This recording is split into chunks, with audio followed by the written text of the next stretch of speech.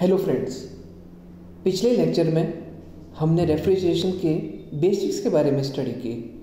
उसमें हमने रेफ्रिजरेशन और कूलिंग के बीच में डिफरेंस पढ़ा।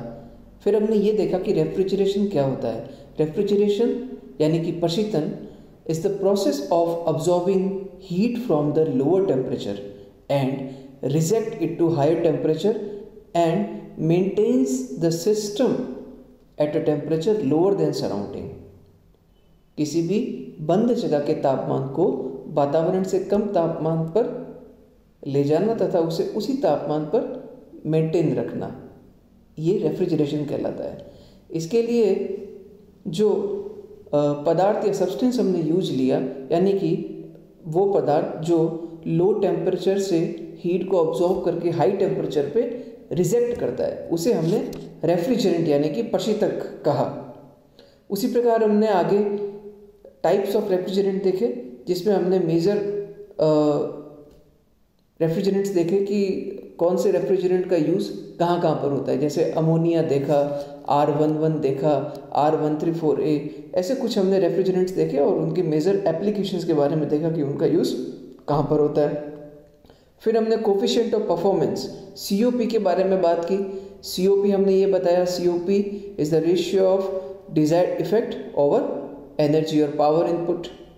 फिर हमने एफिशिएंसी और COP के बीच में कोरिलेशन बताया कि दोनों को कैसे रिलेट कर सकते हैं।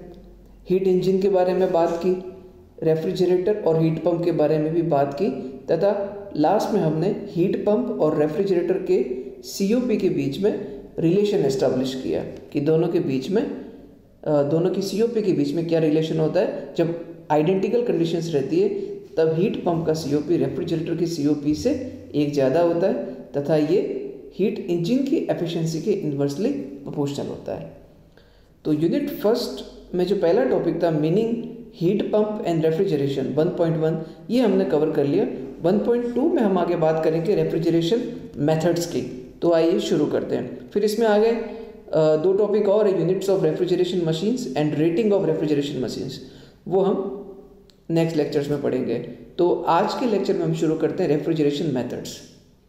रेफ्रिजरेशन मेथड्स यानी कि प्रशीतन की जो विधियां हैं उनकी जब बात करते हैं तो उसमें मेनली दो तरह के मेथड्स काम में लिए जाते हैं। जो पहला है वो है नेचुरल रेफ्रिजरेशन मेथड। नेचुरल यानी कि प्राकृतिक रूप से रेफ्रिजरेशन करना, नेचुरल मेथड। दूसरा है आपका आर्टिफिशियल यानी कि कृत्रिम रेफ्रिजरेशन मेथड्स। तो रेफ्रिजरेशन मेथड को ब्रॉडली दो पार्ट में डिवाइड किया है, नेचुरल जो प्राकृतिक तरीके हैं और दूसरे जो कृत्रिम तरीके हैं, आर्टिफिशियल मेथड्स हैं। जो नेचुरल रेफ्रिजरेशन मेथड्स हैं उनमें मेनली 5 तरह के रेफ्रिजरेशन मेथड्स हैं। तो उनके बारे में हम ब्रीफ में भी पढ़ेंगे, एक बार उनका हम एनालिस्ट किया है, इनके बारे में देख लेते हैं। जो नेचुरल मेथड्स हैं उनमें है ice transported from colder regions, दूसरा है ice harvested in winter and stored in ice houses. इनके बारे में चिंता करने की जरूरत नहीं, ये हम आगे अभी डिस्कस भी करेंगे। अभी हम जस्ट केवल इसको रीडिंग कर रहे हैं एक बार। थर्ड है ice produced by nocturnal cooling, फिर है evaporative cooling and cooling bye salt solution.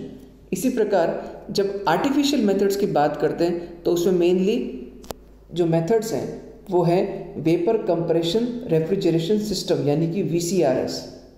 दूसरा है vapour absorption refrigeration system VARS, solar energy based refrigeration system, gas cycle refrigeration, steam and vapour jet refrigeration system, thermo electric refrigeration system और vortex tube system. इनके बारे में एक एक करके discuss करेंगे। तो पहले हम नेचुरल रेफ्रिजरेशन मेथड से शुरू करते हैं। जो नेचुरल रेफ्रिजरेशन मेथड है, प्राकृतिक तरीके हैं, तो उनमें सीधी सी बात है कि प्राकृतिक तरीके से हम रेफ्रिजरेशन की बात करेंगे। जो आर्टिफिशियल है उनमें कृत्रिम संसाधनों का उपयोग करना होगा। तो नेचुरल में पहला है ice transported from colder regions और दूसरा है ice harvested in winter and stored in ice houses. तो आज जो भी हम तरीके यूज़ करते हैं वो mainly artificial kind of refrigeration use करते हैं, और पहले हम नेचुरल रेफ्रिजरेशन मेथड्स यूज़ करते थे। तो उनमें क्या होता था, जो पहले दो मेथड हमने बताए, तो जो ऐसी कंट्रीज जिनमें बहुत ज़्यादा क्वांटिटी में आइस पैदा होता है, जहाँ आइस जनरेट होता है, तो वहाँ से आइस के बड़े बड़े ब्लॉक्स को तोड़ के दूसरी कंट्री जहाँ पर आइस की अवेलेबिलिटी नहीं है और जहाँ पर आइस की रिक्वायरमेंट है, तो वहाँ पर उन आइस ब्लॉक्स को ट्रांसपोर्ट किया जाता था ट्रक्स में, या प्रॉपर जो भी ट्रांसपोर्टेशन के तरीके थे उनके थ्रू उनको ट्रांसपोर्ट करते थे। तो पहला मेथड यही है कि ice transported from colder region जहाँ पर बर्फ़ अवेलेबल है वहाँ से दूसरे कंट्रीज़ या दूसरे रीजन्स में हम आइस को ट्रांसपोर्ट करते थे। तो जैसे अमेरिका, यूरोप एट्सेट्रा जो कंट्रीज़ हैं, तो वहाँ से ये ट्रेडिंग, इस तरह की ट्रेडिंग काफ़ी प्रचलन में थी। पर आज इस तरह का सिस्टम नहीं है, क्योंकि आज हमारे पास दूसरे आर्टिफिशियल मेथड्स भी आ चुके हैं। फिर दूसरा मेथड था आपका आइस हार्वेस्टेड इन विंटर। तो विंटर में क्या करते थे कि आइस को जो जनरेट होता था उसको इकट्ठा कर लेते थे, उस विंटर को इकट्ठा कर लेते, फिर उनको आइस हाउसेस में स्टोर करके रखते थे। आइस हाउसेस क्या होते थे ये भी देखेंगे। आइस हाउसेस में स्टोर करते थे और फिर उस आइस को समर जब पड़ती थी, जब गर्मी पड़ती थी, उस टाइम में उसे काम में लिया जा सकता था।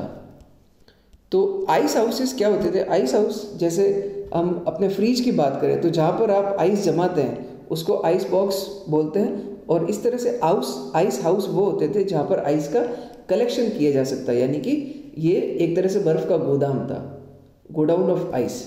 तो आइस हाउसेस में क्या करते थे? आइस को स्टोर करते थे, फिर गर्मियों में जब आइस नहीं होता था तब उस आइस हाउसेस से आइस निकाल के उसको काम में लेते थे। तो जो आइस हाउस बनते थे उनमें इंसुलेशन के रूप में जो मटेरियल काम में लिए जाते थे वो थे सॉ-डस्ट यानी लकड़ी का बुरादा, और बाद में फिर कॉर्क जिसे बोल सकते हैं, कॉर्क भी काम में लिया जा सकता है एज अ इंसुलेटिंग मटेरियल। फिर इसमें आगे तीसरा मेथड है ice produced by nocturnal cooling. Nocturnal का मतलब होता है रात्रिकालीन। तो रात्रि में कूलिंग के द्वारा आइस को प्रोड्यूस करते थे नॉक्टर्नल कूलिंग मेथड में। ये सिस्टम कैसे काम करता था इसे हम डायग्राम के जरिए समझने की कोशिश करते हैं। तो देखिए, इसमें आपको जो सरफेस है उसके ऊपर एक इंसुलेटिंग मटेरियल है का एक बड़ा ब्लॉक है, और उसके अंदर फिर अर्थन ट्रे में वाटर रखा हुआ है। ये आपकी सरफेस है, इसके ऊपर ये आपका इंसुलेटिंग मटेरियल है, और इसी के ऊपर आपका ये जो वाला पोर्शन है ये है अर्थन ट्रे, यानी कि मिट्टी की कोई ट्रे या मिट्टी का कोई बर्तन है। इसके अंदर आपका वाटर भरा हुआ है। ये वाटर को रात में मून लाइट में या फिर जब भी टेम्परेचर ठंडा होता था तो उसमें हम इस सिस्टम को, इस अरेंजमेंट को बाहर रख देते थे ओपन एटमॉस्फेयर में। उसमें क्या होता था कि जो वाटर है इसके थ्रू हीट का लॉस हो जाता था रेडिएशन के थ्रू एटमॉस्फेयर को। ये जो पॉट रखा हुआ है इसके ऊपर है आपका एटमॉस्फेयर। तो इस एटमॉस्फेयर में इस वाटर के द्वारा इस वाटर से हीट का लॉस होता था रेडिएशन के थ्रू टू द एटमॉस्फेयर। तो जब वाटर से हीट रिलीज होगी एटमॉस्फेयर में तो डेफिनेटली वाटर धीरे धीरे आइस में कन्वर्ट होने लगेगा। और नॉक्टर्नल कूलिंग यानी कि रात में करती, क्योंकि रात में धीरे धीरे एटमॉस्फेयर का टेम्परेचर डाउन होने लगता था। क्योंकि पानी का टेम्परेचर आइस से ज़्यादा होता है, तो पानी से हीट जब निकलेगी तो वो आइस के रूप में कन्वर्ट होना शुरू हो जाएगा। तो इस तरह से भी पहले आइस जनरेट किया जाता था।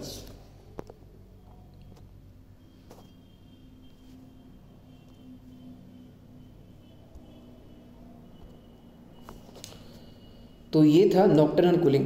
बट इस मेथड की एक लिमिटेशन है।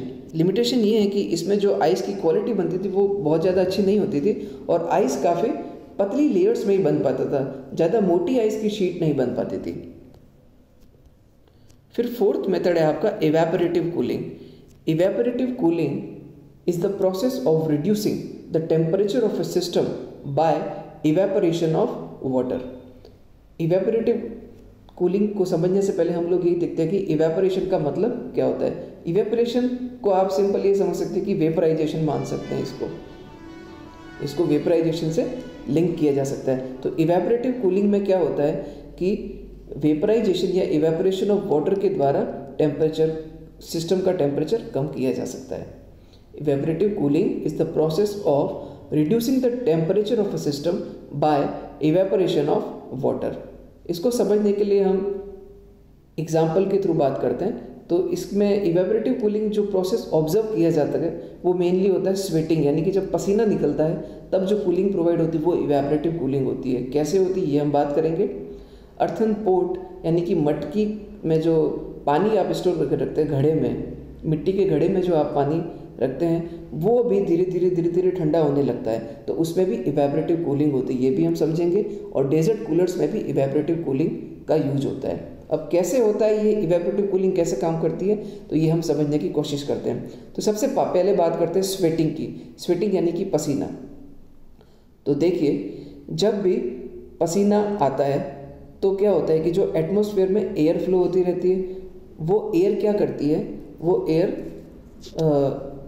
जो स्वेटिंग, या इसको ऐसे समझें कि हम स्वेट करते हैं, उसके थ्रू क्या होता है कि पसीना निकलता है। पसीना निकलता है तो एटमॉस्फेयर में, जैसे सपोज मेरे हाथों पे पसीना आ गया और एयर फ्लो हो रही है एटमॉस्फेयर की, तो जो एयर फ्लो हो रही है वो क्या करेगी, फ्लो होते होते इसी पसीने के ऊपर से गुजरेगी तो वो जो बॉडी की जो हीट है उसको अब्जॉर्ब कर लेगी और जो पसीना था वो वेपराइज हो जाएगा, वो धीरे धीरे उड़ने लगेगा। तो जो हमने बात की इवेपोरेटिव कूलिंग में, उसमें क्या हुआ कि process of reducing the temperature of a system यहाँ पर मेरा हाथ है, सपोज मेरे हाथ पे पसीना आ रहा है, बाय इवेपोरेशन ऑफ वाटर की जगह यहाँ पर है आपका पसीना। तो पसीना जो हो रहा है वो फ्लोइंग एयर के थ्रू, जो एयर फ्लो करेगी वो उस पसीने को इवेपोरेट कर देगी, तथा जो इवेपोरेशन होगा उसके थ्रू मेरे हाथ का टेम्परेचर डाउन हो जाएगा और मुझे कूलिंग का एहसास होगा। तो इसलिए हम लोग गर्मियों में स्वेटिंग करते हैं ताकि हमारा बॉडी का जो टेम्परेचर है वो नॉर्मल बना रहे। अब यहीं पर इसी जगह पर मैं एक बात और कहना चाहूँगा कि उसी तरह हम सर्दियों में शिवरिंग करते हैं, तो वो क्यों करते हैं वो आप लोग मुझे कमेंट में बताएंगे। जिस प्रकार गर्मियों में हम लोग या फिर हमारी बॉडी स्वेटिंग करती है यानी कि बॉडी से पसीना निकलता है, उसी प्रकार सर्दियों में हमारी बॉडी कांपने लगती है। तो ऐसा क्यों होता है वो आप मुझे कमेंट में बता सकते हैं। फिर बात करते हैं अर्थन पॉट की। अर्थन पॉट यानी मिट्टी का घड़ा। तो मिट्टी के घड़े में क्या होता है कि बहुत सारे छोटे छोटे पोर्स होते हैं। पोर्स यानी कि छिद्र होते हैं। तो उनसे क्या होता है, थोड़ा थोड़ा पानी निकलता रहता है और घड़े के बाहर एयर फ्लो होती रहेगी। जो नेचुरल एयर है वो फ्लो होगी तो उस वाटर को, जो कि छोटे छोटे छेद से निकल रहा है, उसको इवेपोरेट करेगी, उसकी वेपर बना देगी। पानी वेपर की फॉर्म में बनेगा। जब पानी वेपर बनेगा तो अपने साथ में उस पानी की हीट को भी ले जाएगा। वाटर टू वेपर बन रहा है तो वेपर क्या करेगी, वाटर की हीट को अपने साथ ले जाएगी। तो इस तरह से जो पानी मटकी में रखा है वो ठंडा हो जाएगा। तो ये भी इवेपोरेटिव कूलिंग का एग्जाम्पल है। ये क्वेश्चन आपके बोर्ड एग्जाम में आ चुका है। फिर उसके बाद में डेजर्ट कूलर में भी सेम प्रोसेस है। जो पानी हम डेजर्ट कूलर में फील करते हैं वो धीरे धीरे एयर के थ्रू इवेपोरेट होने लगता है और हमें कूलिंग प्रोवाइड करता है। तो इवेपोरेटिव कूलिंग ये हो गया। अब इसकी लिमिटेशन ये है कि जैसे डेजर्ट कूलर में है, सबसे पहले बात करते हैं अर्थन पॉट की। तो अर्थन पॉट में क्या है कि नेचुरल कूलिंग है, तो जो मटकी में पानी रखा हुआ है उसका टेम्परेचर बहुत ज़्यादा डाउन नहीं जा सकता, एक लिमिट तक ही आप टेम्परेचर डाउन कर पाएंगे। फिर डेजर्ट कूलर की बात करेंगे तो जहाँ पर ह्यूमिडिटी बहुत ज़्यादा है वहाँ पर पानी के यूज़ के कारण ह्यूमिडिटी और ज़्यादा बढ़ जाएगी। यानी कि जहाँ ड्राई और नॉन ह्यूमिड रीजन्स है वहाँ पर तो डेजर्ट कूलर का यूज़ करना ठीक है। जो शुष्क प्रदेश है वहाँ पर तो आप डेजर्ट कूलर यूज़ करेंगे, कोई इशू नहीं है। बट जैसे मुंबई है, बेंगलोर है, वहाँ आप कूलर्स का यूज़ नहीं कर पाएंगे क्योंकि वो ह्यूमिडिटी को और बढ़ा देगा। तो ये इसकी लिमिटेशंस है। उसके बाद जो पांचवा मेथड है वो है कूलिंग बाय सॉल्ट सॉल्यूशंस। इसमें आपका ये है कि salt when added to water dissolves in water and absorb the heat of water. जब सॉल्ट को यानी कि नमक को NaCl पानी में ऐड करते हैं तो वो पानी में घुल जाता है, घुल के जो पानी की हीट है उसको अब्जॉर्ब कर लेता है। इसे एंडोथर्मिक, ये एक तरह का एंडोथर्मिक प्रोसेस है। एंडोथर्मिक प्रोसेस वो होता है जिसमें हीट अब्जॉर्ब होती है और एक्सोथर्मिक प्रोसेस वो होता है जिसमें हीट रिलीज होती है। तो कूलिंग बाय सॉल्ट सोल्यूशन वाला जो प्रोसेस है ये एक तरह का एंडोथर्मिक प्रोसेस है। पानी को नमक में घोला तो नमक पानी में पूरा घुल जाएगा और पानी में जो हीट है उसको अब्जॉर्ब करेगा, तो उससे क्या होगा, पानी का टेम्परेचर डाउन हो जाएगा, यानी कि जो सोल्यूशन है वाटर प्लस सॉल्ट का उसका टेम्परेचर डाउन हो जाएगा। तो इस तरह से भी आप कूलिंग कर सकते हैं सॉल्ट मिक्स करके। जो कुल्फ़ी वगैरह बेचने वाले जो वेंडर्स होते हैं वो लोग भी इसी तरह आइस का यूज़ करके कुल्फ़ी को आइसक्रीम को ज़्यादा देर तक ठंडा रखते हैं। इसलिए आपने कभी कभी देखा होगा कि कुल्फ़ी के टेस्ट में कभी कभी आपको हल्का सा नमक भी फील होता है, तो वो लोग भी इस मेथड का यूज़ करते हैं। इसी तरह जब आप पानी में ग्लूकोज डालते हैं तो ग्लूकोज डालने पर पानी ठंडा हो जाता है, तो उसी का भी सेम लॉजिक है। जब आप ग्लूकोज पानी में डालेंगे तो क्या होगा कि ग्लूकोज पानी में पूरा घुल जाता है और पानी की हीट को अब्जॉर्ब कर लेता है। अब्जॉर्ब कर लेता है तो पानी ठंडा हो जाएगा। तो इस तरह से कूलिंग प्रोवाइड की जा सकती है। बट इसमें लिमिटेशन ये है कि एक तो इसमें पानी चाहिए और पानी में घोलने के लिए सॉल्ट चाहिए, तो आपको बार बार सॉल्ट घोल के ही ठंडा करना पड़ेगा, पानी का टेस्ट चेंज हो जाएगा, ऑब्वियसली नमकीन हो जाएगा वो। उसी प्रकार उस प्रोसेस को कंटिन्यूस करने के लिए आपको वापस पानी को बॉईल करना पड़ेगा और सॉल्ट की रिकवरी करनी पड़ेगी। नहीं तो आप कितना सॉल्ट यूज़ करोगे, हर बार कूलिंग करनी है, आप बार बार सॉल्ट यूज़ करते रहोगे, तो ये एक तरह का फिजिबल प्रोसेस नहीं है। एक कंटिन्यूस साइकिल में आप इस प्रोसेस को नहीं कर सकते। तो ये इन सब मेथड्स की लिमिटेशंस है। तो ये जो नेचुरल मेथड्स हमने देखे इनमें सब में कुछ ना कुछ लिमिटेशंस हैं। एक बार रिकैपिचुलेट कर लेते हैं। रेफ्रिजरेशन मेथड दो तरह के देखे, नेचुरल मेथड्स देखे, आर्टिफिशियल मेथड्स देखे। नेचुरल में हमने पहला देखा कि आइस को कोल्डर रीजन से ट्रांसपोर्ट किया जाता है, यानी कि आइस के बड़े बड़े ब्लॉक्स को तोड़ के जहाँ पर आइस की रिक्वायरमेंट है वहाँ पर भेजा जाता है और कूलिंग कराई जाती है और रेफ्रिजरेशन किया जाता है। फिर दूसरा ये कि विंटर में जब आइस अवेलेबल होता है तो उसके ब्लॉक्स को तोड़ तोड़ के आइस हाउसेस में स्टोर कर लेते हैं और जब समर में बर्फ़ की रिक्वायरमेंट होती है तब उसे काम में ले लेते हैं। फिर देखा हमने ice produce by nocturnal cooling. तो नॉकटर्नल कूलिंग में हमने क्या देखा कि पानी को एक ओपन स्पेस में या फिर इस तरह का अरेंजमेंट जो हमने यहाँ डिस्कस किया के थ्रू रख के रेडिएशन के द्वारा हीट लॉस करवाया जाता है एटमॉस्फेयर में, और वो धीरे धीरे रात में किया जाता है तो नॉकटर्नल कूलिंग कहते हैं, और वाटर से आइस फॉर्म होने लगता है। बट इसकी लिमिटेशन ये थी कि इसमें बहुत ही thin layer of ice form होती है। फिर इवेपोरेटिव कूलिंग देखी। इवेपोरेटिव कूलिंग में क्या होता है कि इवेपोरेशन ऑफ वाटर के थ्रू टेम्परेचर ऑफ सिस्टम को रिड्यूस किया जाता है। तो इसमें स्वेटिंग देखा हमने, स्वेटिंग में भी यही होता है, बॉडी स्वेट करती है और बॉडी का टेम्परेचर डाउन आने लगता है, इसलिए गर्मियों में पसीना आता है। अर्थन पॉट है, मिट्टी का जो घड़ा है, उसमें क्या होता है, पोर्स के थ्रू वाटर निकलता है और वो वाटर, एयर जो बाहर है वो उस वाटर को इवेपोरेट करती है और पानी है उसका टेम्परेचर कम हो जाता है और पानी ठंडा हो जाता है मिट्टी के घड़े में। डेजर्ट कूलर है, उसमें भी इवेपोरेटिव कूलिंग होती है, बट इसकी कुछ लिमिटेशंस है कि इसमें ह्यूमिडिटी आपकी इंक्रीज होगी और एक लिमिट से बिलो टेम्परेचर आप नहीं ले जा सकते। कूलिंग बाय सॉल्ट सोल्यूशन की जब बात की तो पानी में सॉल्ट घोल दिया, सॉल्ट पानी में डिज़ोल्व हो गया और पानी की हीट को अब्जॉर्ब कर लिया, इस तरह से पानी ठंडा हो जाएगा। बट इसकी भी लिमिटेशंस हैं कि इसमें आपको रिसोर्सेज ज़्यादा चाहिए, पानी चाहिए, सॉल्ट चाहिए, और कंटिन्यूस करने के लिए आपको हर टाइम सॉल्ट की अवेलेबिलिटी होनी चाहिए, उसकी वापस रिकवरी करना डिफ़िकल्ट है और वो एक तरह से अपना लॉस में काउंट हो जाता है। तो नेचुरल मेथड जो पहले यूज आते थे उनकी सबकी कुछ ना कुछ लिमिटेशंस हैं, तो इसलिए हम लोग आर्टिफिशियल मेथड्स की बात करते हैं।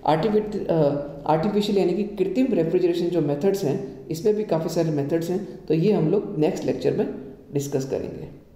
Thank you.